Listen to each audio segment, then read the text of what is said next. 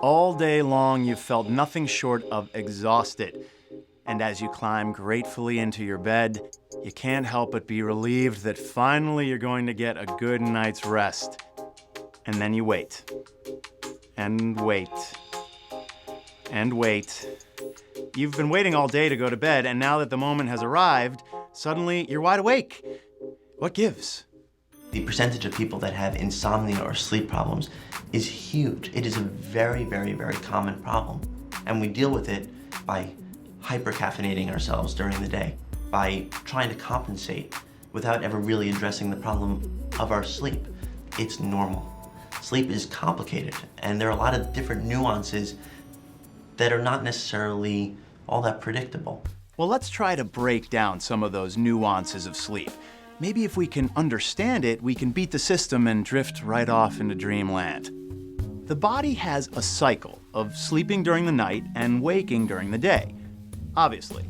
But it's not just a coincidence that all people, most animals, and even some plants operate this way.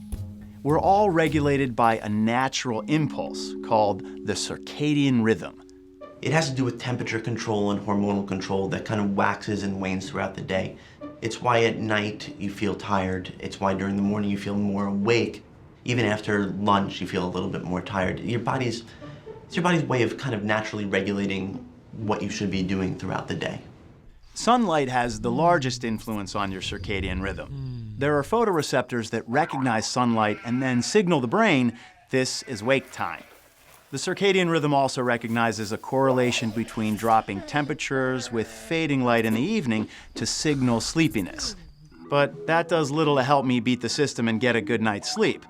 It's night, and it's dark, and it's already cooler. What more does my body want? A regular night's sleep is the best night's sleep, allowing your body to predict a regular cycle, going to sleep at the same time every night, getting up at the same time in the morning. Caffeine and caffeine products throw us off, even though I'm guilty.